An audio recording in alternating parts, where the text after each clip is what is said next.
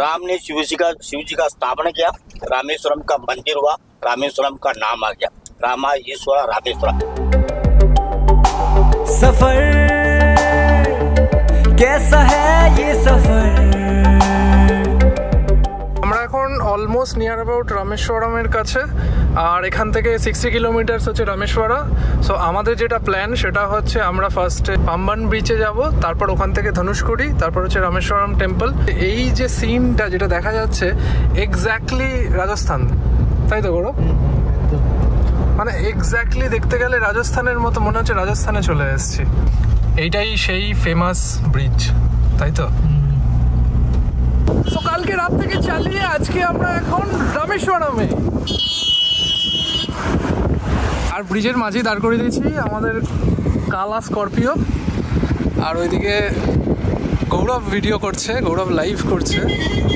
আর এই যে আমাদের স্করপিও এখানে দাঁড়িয়ে আছে। ওফ, কি এক্সেলেন্ট ভিউ!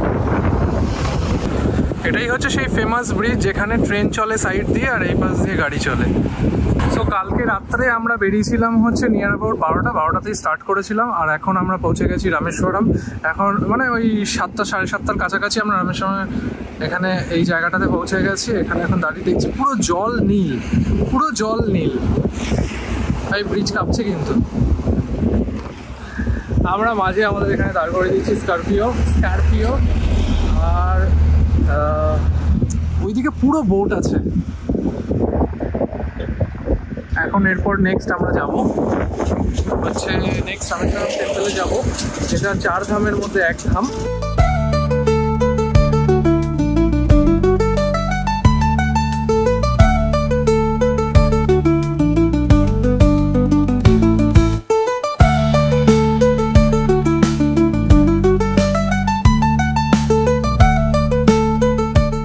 গৌরব এখন ধুতি পড়ছে, তারপর হচ্ছে আমি পড়বো।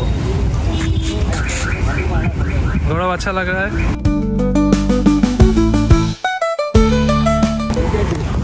তো আমি মোটমাট রেডি। এখানে হচ্ছে ওইদিকে হচ্ছে ওয়েস্ট গেট, এদিকে হচ্ছে ইস্ট গেট। তো আমরা এখানে গভর্নমেন্ট পার্কিংয়ে গাড়ি পার্ক করে আমরা ওয়েস্ট গেট দিয়ে ঢুকে যাবো, জাস্ট দর্শন করবো, দর্শন করে বেরিয়ে চলে যাবো। সো হেল্প করার লোকের অভাব নেই, 3 জন মিলে আমাকে পড়ালো ভেস্টি। তো আমি এখন পড়ে যাচ্ছি। আর এই ফটো দেখো, এই কাকা এবার 3-4 নিজেদের মধ্যে ঝামেলা লেগে গেছে কে কত ভালো পড়িয়েছে। আমাকে পড়িয়েছে একজন, হঠাৎ করে এলো দাদা, সে পড়ালো। আর গৌরব পড়িয়েছে। গৌরব এখন গেছে ভেতরে। সো গোপ্রো অ্যালাউ না, তাই আমি মোবাইলটা নিয়ে যাচ্ছি। অ্যালাউ না কি না জানি না, ও বললো নিয়ে গিয়ে লাভ নেই। তো মোবাইলেই শ্যুট হবে পুরো।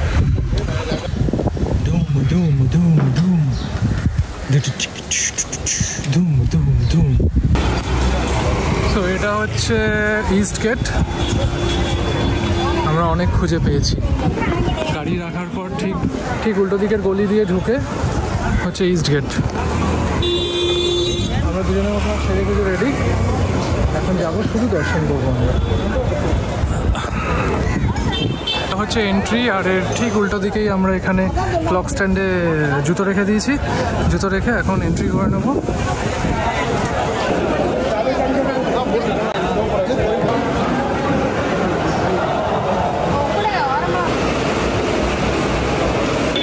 তাহলে রামেশ্বরম ডান আমাদের একদম, তাই তো?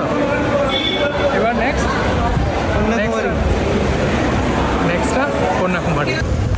তো আমি আর গৌরব মোটমাট রাস্তা হারিয়েছি। আমাদের এখন পার্কিংটা কোথায় আছে খুঁজতে হবে, কিন্তু রাস্তা হারানোর পজিটিভ সাইন হচ্ছে এইটা।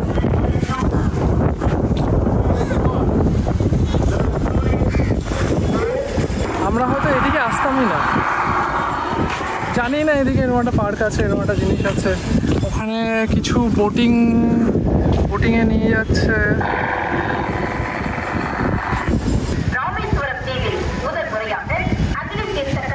Hey guys, so আমরা গভর্নমেন্ট পার্কিং যেটা আছে সেই পার্কিং গাড়ি রাখতে গেছিলাম। তো ওখানে একজন গাইডের সাথে আলাপ পরিচয় হলো। আলাপ পরিচয় মানে জোর করে গাড়িতেই উঠে পড়লো, তাই তো?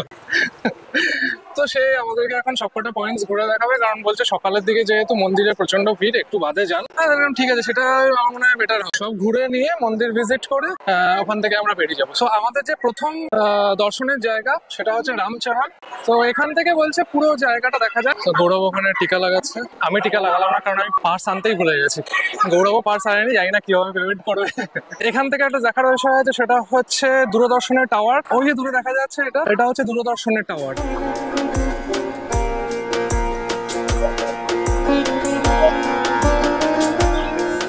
সো এই মন্দিরের বেস্ট ভিউ হচ্ছে এই টেরেসে ওপরে। ভাই কি ভিউ রে ভাই, ওই যে পুরো সমুদ্র দেখা যাচ্ছে। এখানে গোপ্রোতে হয়তো অতটা বোঝা যাবে না, বাট পুরো সমুদ্র। সো পিছনে পুরো সমুদ্রটা দেখা যাচ্ছে, এটা একটা ভিউ পয়েন্ট। আর হচ্ছে রামের চরণ। সো আমি এসে গেছি পিছনের সিটে। আর আমাদের ওখানে যেটা আগে বলছিলাম যে একজনকে নেওয়া হয়েছে, যিনি সামনের সিটে বসে আছেন, আমাদেরকে গাইড করে দিচ্ছেন। আর এখানে আমরা প্রথমে তো রামের চরণ দেখলাম, তারপরে হচ্ছে নেক্সট হচ্ছে আমরা এখন যাচ্ছি ধনুষকুডি। ধনুষকুডির একটা খুব সুন্দর স্টোরি আছে। এটা হচ্ছে ইন্ডিয়ার সবচেয়ে মানে এন্ড পয়েন্ট। আর এই যে রাস্তাটা আছে, এই রাস্তাটা হচ্ছে এন্ড রাস্তা। তো ধনুষকুডির একটা খুব দুঃখজনক ঘটনা আছে। আজ থেকে 60 বছর আগে 1964-এ এখানে ধনুষকুডির এটা একটা বড় টাউন ছিল। আর হচ্ছে এখান থেকে মানে ডাইরেক্টলি রামেশ্বরমের পরে ট্রেনের স্টপ ছিল হচ্ছে এইটা। কিন্তু অলমোস্ট 60 ইয়ার্স ব্যাক এখানে একটা বিশাল বড় টাইফুন আসে। এই টাইফুন আসার জন্য এই জায়গা পুরো নষ্ট হয়ে যায়। টোটাল থেকে যা বললো 3000 লোক মারা গেছিল এই ইয়েতে, টাইফুনের এতে। এবং একটা ট্রেন যাচ্ছিল, সেই ট্রেনটাও নাকি ডুবে গেছে। ভাই কি এক্সেলেন্ট জায়গা, কি এক্সেলেন্ট জায়গা ভাই। একদিকে আরাবিয়ান সি আর একদিকে বে অফ বেঙ্গল, যেটা মিট করছে এখানে। সবচেয়ে মজার ব্যাপার হলো আরাবিয়ান সি পুরো উথাল, মানে এখানে এক একটা ঢেউ যা উঠছে 5-10 ফিটের সমান। আর এদিকে বে অফ বেঙ্গল পুরো শান্ত। সো এটার একটা কারণ হিসাবে আমাদের গাইড যেটা বললো সেটা হচ্ছে যখন এখানে রাম সেতু বানাচ্ছিল, তখন রাম ভগবান এখানে বান মেরে এই সমুদ্রটাকে শান্ত করে দিয়েছিল। Myth will be in myth. আর এখানে যেহেতু শেষ পয়েন্ট, এই জায়গাটায় অশোক স্তম্ভ দেওয়া আছে সামনে। আর অশোক স্তম্ভ সোজাসুজি হচ্ছে মিটিং পয়েন্ট এই দুটো সমুদ্রের। আর একটু আগে যেটা বলছিলাম, পিছনে আমরা গ্রামটা দেখলাম। অ্যাকচুয়ালি ধনুষকুডি যে গ্রাম, যে জায়গাটা ছিল যেখানে পর্যন্ত ট্রেনটা আসতো, এখন আর আসে না। তো সেই জায়গাটা এখন কোনো ডেভেলপমেন্ট নেই, ডেঞ্জার জায়গা। দারুণ ভিউ ভাই, কি দারুণ ভিউ। তাহলে আমাদের 2200 কিলোমিটার চালানো সার্থক, তাই তো? 2200 কিলোমিটার মোস্টলি গৌরবই চালিয়েছে, আমি অল্প চালিয়েছি। আর দেখতে থাকুন।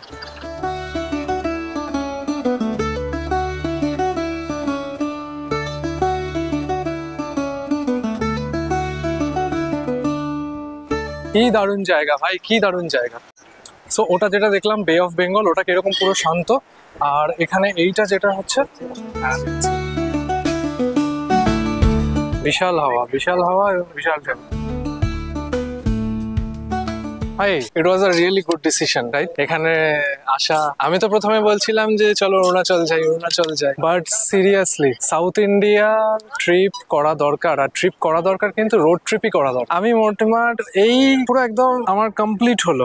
এইরকম 1800 কিলোমিটার চালানো দরকার। হ্যাঁ সেটা ভাই, 500 কিলোমিটারে দাঁড়ানো মানে হচ্ছে না আসাই। হ্যাঁ একে সেটা নিয়ে বলবো, ঠিক আছে? এর নতুন গাড়ি, তাই আমি হাত দিতে চাইনি। তাও এখন তারপরে দিয়েছে, আমি চালিয়েছি। নতুন গাড়িতে হাত দিতে একটু লাগে, যদি লেগে যায় কোথাও। তো আমরা এখানে ধনুষকুডির এই যে অশোক স্তম্ভ, এখানে দেখলাম চারদিকে খুব সুন্দর ভিউ। সো এখানে আরো 3-4টে পয়েন্ট আছে। ধনুষকুডি যাওয়ার পথে আমরা দেখবো হচ্ছে বিভীষণের টেম্পল। তারপর ধনুষকুডি যে টাউনটা, যেটা অ্যাকচুয়ালি ডিস্ট্রয় হয়ে গেছিল, এই রোডটা রিসেন্টলি করা হয়েছে। এই রোডটা পুরো ডেভেলপ রিসেন্টলি করা হয়েছে এই পর্যন্ত।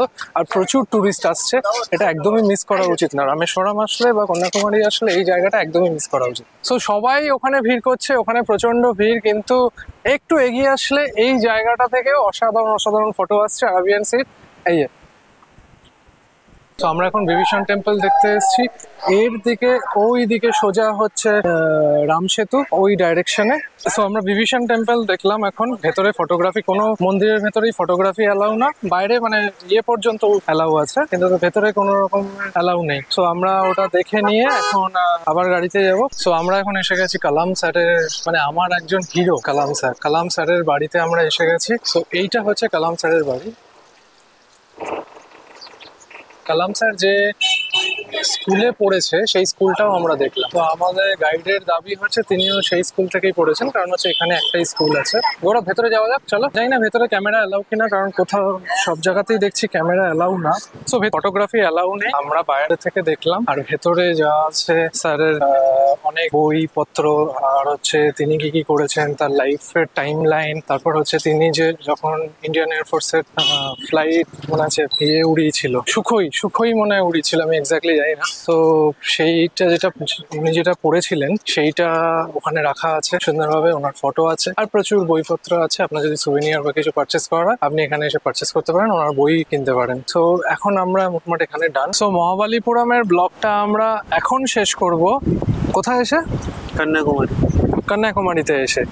আর আমরা 4 দিন ধরে কত কিলোমিটার চালিয়েছি? এখন অবধি 2800 কিলোমিটার চালিয়ে দিয়েছি। সো ট্রিপের বলো ডে ওয়াইজ কিরকম?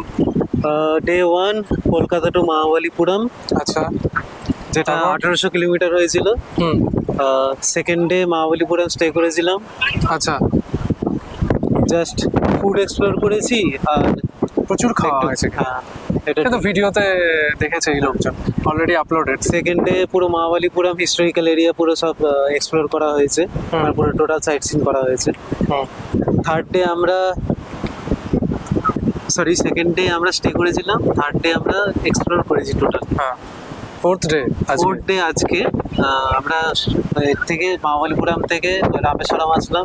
ধনুষকোটি থেকে শুরু করে each and every temple and Rameswaram টেম্পলটাও আমরা ঘুরে নিয়েছি। ট্রিপ কি এখানেই শেষ নাকি? আমরা মহাদেবের দর্শনও করে নিয়েছি।